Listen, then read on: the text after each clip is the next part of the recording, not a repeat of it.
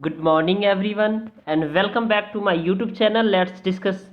Friends, आज हम discuss करेंगे क्लास 10th विषय विज्ञान और वर्कशीट नंबर 66 है, जो कि आपका 11 दिसंबर 2020 के लिए है।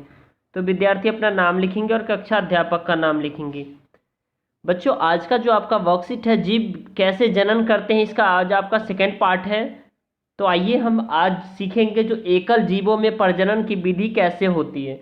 तो आज सिर्फ एकल जीवों में ही पढ़ना है हमें, तो अच्छे से हम समझते हैं और एक एक करके हम समझेंगे। फ्रेंड, अगर आप हमारे चैनल पर नए हैं तो हमारे चैनल को सब्सक्राइब कर लीजिए और बेल आइकन को प्रेस कर लीजिए ताकि आपको लेटेस्ट नोटिफिकेशन मिलते रहे। चलिए स्टार्ट करते हैं। विखंडन, पहले लैंगिक अलैंगिक जनन, हमने इससे पहले वाले वर्कशीट में लैंगिक जनन और अलैंगिक जनन के में डिफरेंशिएट किया था, दोनों में अंतर को पढ़ा था। तो आज हम लैंगिक जनन की बात करेंगे, ठीक है। तो चलिए, लैंगिक जनन के दौरान क्या होता है, जो विखंडन होता है, पुनर्जनन होता है, मुकुलन होता है, खंडन होता है, बीजाणु महासमासंग होता है और कायिक प्रवर्धन। जबकि विखंडन को दो पार्टों में विभाजित किया गया, द्विखंडन और बहुखंडन, जबकि कायिक प्रवर्धन को प्राकृतिक और कृत्रिम बनाया गया है।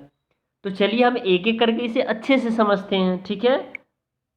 देखिए, विखंडन क्या होता है। यह एक कोशिकीय जीवों में अलैंगिक प्रजनन का एक प्रकार है जिससे नए जीवों की उत्पत्ति होती है, और यह दो प्रकार का हो सकता है। यानी विखंडन एक अलैंगिक का ही प्रकार है, जैसे कि अभी मैंने बताइए, हमने लैंगिक और अलैंगिक का बारे में डिफरेंशिएट की पढ़ा था, उसमें हमने अलैंगिक का, तो ये अलैंगिक का ही ये पार्ट है, ठीक है। कैसे ये अलैंगिक का, देखिए ये अलैंगिक है, अलैंगिक का ही ये सारा पार्ट है, ठीक है। तो ये अलैंगिक का से उत्पत्ति हुई है, इसकी जनन का एक प्रकार है जिससे नए जीवों की उत्पत्ति होती है, इसमें नए जीव का निर्माण होता है, ठीक है। नए जीव यह दो प्रकार का हो सकता है, जैसे द्विखंडन एवं जो एक कोशिका को दो बार हिस्से में विभाजित होता है, यानी एक कोशिका को दो बराबर हिस्सों में क्या करते हैं, विभाजित कर देता है, उसको द्विखंडन कहते हैं। जैसे कि आप अमीबा को जानते हैं, लीशमेनिया को जानते हैं, ठीक है। अब नेक्स्ट है आपका बहुखंडन। बहुखंडन होता क्या है, एक कोशिका एक साथ कई कोशिकाओं में विभाजित होती है, और उदाहरण के लिए प्लाज्मोडियम, जिसे मलेरिया वाला जो कहते हैं, मच्छर वगैरह होता है जो परजीवी होता है, ठीक है, और अमीबा प्रतिकूल परिस्थिति में होता है, ठीक है। तो आपको बहुखंडन, यानी कि आपको बहुखंडन को जो इन दो पार्टों में विभाजित किया गया है विखंडन को, एक तो आपको द्विविखंडन और दूसरा बहुविखंडन, ठीक है। तो इसका एग्जाम्पल है अमीबा।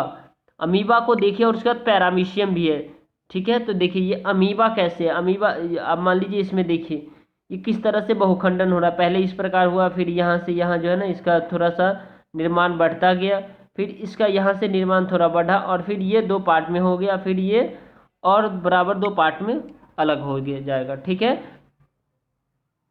आई होप ये आपको समझ में आया। ये भी आपको ये क्या करता है, मुकुलन प्रक्रिया में, जिसमें एक मतलब वृद्धि मुकुल माता पिता जीव के शरीर पर बनी होती है, तो जब तक अलग हो जाती है और एक नया जीव बन जाते हैं, जैसे कि खमीर और हाइड्रा। क्या होता है, खमीर और हाइड्रा। अब आपको देखना जो बीजाणु समासंग क्या होता है, बीजाणु समासंग क्या होता है, यानी बीजाणु एक मोटी दीवार वाले सूक्ष्म अलैंगिक प्रजनन इकाई है।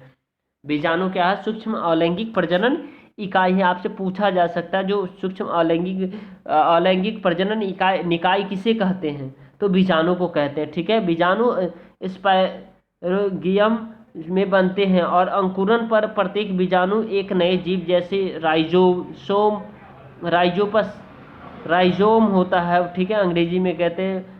उसके बाद आप पेनिसिलियम को जन्म देता है, ठीक है। तो ये आप हाइड्रा में देख सकते हैं किस प्रकार से जो है ना चेंजेस हो रहे हैं, ठीक है। हाइड्रा में सबसे पहले यहाँ कुछ भी नहीं है, थोड़ा सा, इसके बाद ये इतना निकला, और फिर ये अलग सा बना लिया, फिर ये छोटा है, फिर ये छोटा छोटा छोटा, फिर ये बड़ा बीजाणु हो गया, ठीक है। तो खाइजोपस में बीजाणु समासंग है। अब आपको देखना है जो यहाँ विखंडन क्या होता है, ठीक है। विखंडन को हमें समझने के ना पड़ेगा पहले। विखंडन इस प्रक्रिया में जीव दो या दो से अधिक टुकड़ों में टूट जाता है, और प्रत्येक टुकड़ा एक वयस्क जीव में विकसित हो जाता है, जैसे कि स्पाइरोगायरा। स्पाइरोगायरा यानी विखंडन होता है जो कई पार्ट में टूट जाता है। जैसे कि आप साइटोप्लाज्म स्टैंड देखिए, ये क्या साइटोप्लाज्म स्टैंड है ये, ठीक है। क्लोरोप्लास्ट, यहाँ आप जितने जितने ग्रीन ग्रीन इसमें देख रहे हैं डॉट डॉट सारे क्लोरोप्लास्ट है। ये नाभिक है, न्यूक्लियस, ये रिक्तिका है, ये सारे जो वाइट वाइट ब्लैंक ब्लैंक है रिक्तिका है, ठीक है। कोशिका झिल्ली जो आप यहाँ देख रहे हैं, ये सारे ये जो चारों तरफ ऐसे है, ये सारे कोशिका झिल्ली है। और ये सेल वॉल है, इसके ऊपर का जो लेयर है, और कोशिका द्रव्य जो कि ये सारा कोशिका द्रव्य है। आई होप आपको ये वर्कशीट समझ में आ रहा होगा। अब पुनर्जनन क्या होता है, ठीक है। पुनर्जनन क्या होता है, तब मूल शरीर के अंगों से एक पूर्ण जीव का पास वापस प्राप्त करने की प्रक्रिया को पुनर्जनन कहा जाता है। पुनर्जनन विशेष कोशिकाओं द्वारा किया जाता है, जैसे कि हाइड्रा प्लानरिया, ठीक है। अब देखिए हाइड्रा और प्लानरिया में जो ये देखिए ये किस तरह से जो है ना चेंजेस होते हैं। पहले एक है, तीन हुआ, फिर वो तीन हुआ, फिर ये तीन, ये तीनों छोटे हैं, ये उससे थोड़ा बड़े, उससे थोड़ा बड़े में चेंजेस हुआ, ठीक है। ये कलिका है, कलिका कैसे चेंज होता है, पहले देखिए ये छोटा होता है, फिर ये धीरे धीरे ये सारे ग्रो करके ये इतना बड़ा बन जाता है, ठीक है। फिर यहाँ से भी ये नए नए पौधे निकलना शुरू हो जाते हैं।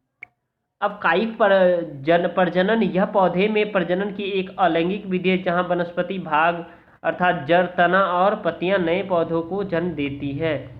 वनस्पति भाग अर्थात जड़, तना और पत्तियाँ नए पौधों को जन्म देती हैं। अब देखिए क्वेश्चन नंबर आपका जो फर्स्ट है बहुत ही अच्छा क्वेश्चन है।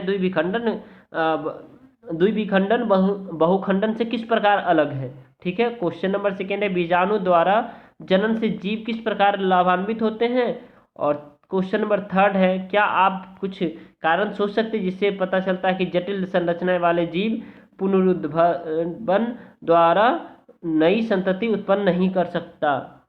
और क्वेश्चन नंबर फोर्थ है जो कि कुछ पौधों को उगाने के लिए कायिक प्रवर्धन का उपयोग क्यों किया जाता है। चलिए इस सभी क्वेश्चंस का हम आंसर देखते हैं। क्वेश्चन नंबर फर्स्ट है द्विखंडन बहुखंडन से किस प्रकार भिन्न है, ठीक है। तो द्विखंडन विधि में कोई जीव एक कोशिका से दो कोशिकाओं में विभाजित हो जाता है, परंतु बहुखंडन में एक कोशिका का कई संतति कोशिकाओं में परिवर्तित हो जाती है, ठीक है। तो ये आपका क्वेश्चन नंबर फर्स्ट का आंसर है। अगर आप हमारे चैनल पे नए हैं तो हमारे चैनल को सब्सक्राइब कर लीजिए और बेल आइकन को प्रेस कर लीजिए ताकि आपको लेटेस्ट नोटिफिकेशन मिलते रहे। और इस चैनल को आप सभी के लिए 1 से 2 दिन पहले वर्कशीट की सोल्यूशन प्रोवाइड कर दी जाती है ताकि आप क्लास 10th के स्टूडेंट हैं और बेहतर तरीके से अपने स्टडी को कंटिन्यू कर पाए। ओके फ्रेंड्स, चलिए अब क्वेश्चन नंबर सेकेंड देखते हैं। बीजाणु द्वारा जनन से जीव किस प्रकार लाभान्वित होता है। तो बीजाणु द्वारा जनन से जीव प्रतिकूल परिस्थिति में भी जनन कर सकते हैं, क्योंकि बीजाणु के चारों ओर मोटी भित्ति होती है, जो कि मोती नहीं यानी मोटी भित्ति, आप करेंगे मोटी भित्ति, ठीक है। यहाँ पे आपको क्या करना है, मोटी भित्ति, ठीक है। मोटी भित्ति होती है जो कि प्रतिकूल परिस्थिति में भी इसकी रक्षा करता है। और इस प्रकार के जनन में बीजाणुधानी में अनेक बीजाणु उत्पन्न होते हैं जो कि एक बार में ही अंकुरित हो जाते हैं। इस प्रकार से एक बार में ही उनके जीव उत्पन्न हो जाते हैं, ठीक है। आई होप आपको ये समझ में आ रहा होगा। क्वेश्चन नंबर थर्ड है क्या आप कुछ कारण सोच सकते हैं जिससे पता चलता है कि जटिल संरचना वाले जीव पुनरुद्भवन द्वारा नई संतति उत्पन्न नहीं कर सकते हैं। हाइड्रा में और प्लेनेरिया जैसे सरल जीव पुनरुद्भवन द्वारा नई संतति उत्पन्न करने में सक्षम है। पुनरुद्भवन की प्रक्रिया में शरीर के अंगों से ही नए जीवों गठन होता है। पुनरुद्भवन की प्रक्रिया में शरीर के अंगों से ही नए जीवों का गठन होता है, परंतु जटिल जीवों में सभी अंग उनके शरीर की प्रणाली के साथ जुड़े हुए इकाई के साथ में मिल करते हैं, यानी मिलकर काम करते हैं। इसीलिए पुनरुद्भवन द्वारा नई संतति को उत्पन्न नहीं कर सकते हैं। वे केवल त्वचा, मांसपेशियां, रक्त आदि का पुनरुद्भवन कर सकते हैं। ओके फ्रेंड्स, अगर आप हमारे चैनल पे नए हैं तो हमारे चैनल को सब्सक्राइब कर लीजिए और बेल आइकन को प्रेस कर लीजिए ताकि आपको लेटेस्ट नोटिफिकेशन मिले। और दोस्तों वीडियो पे कमेंट किया कीजिए और लाइक किया कीजिए, ठीक है, और शेयर भी किया कीजिए ताकि मुझे पता चले जो आप लोग कितना एक्टिव है और बहुत अच्छे से आपकी स्टडी चल रही है। तो आप अपने स्टडी को इससे रिगार्डिंग कमेंट कर सकते हैं और आपको जो भी डाउट है उसके रिगार्डिंग भी कर सकते हैं। क्वेश्चन नंबर 4 है और लास्ट है आपका इस वर्कशीट का। कुछ पौधों को उगाने के लिए व्यावसायिक प्रवर्धन उपयोग क्यों किया जाता है? जैसे केला, संतरा, गुलाब, चमेली आदि पौधे जो कि बीज उत्पन्न करने की क्षमता खो चुके होते हैं को उगाने के लिए किया जाता है, ठीक है। इस विधि से उगाए गए पौधों में बीज द्वारा उगाए पौधों की अपेक्षा पुष्प एवं फल कम समय में लगने लगते हैं। Okay friends, thank you, thanks a lot for watching, have a nice day.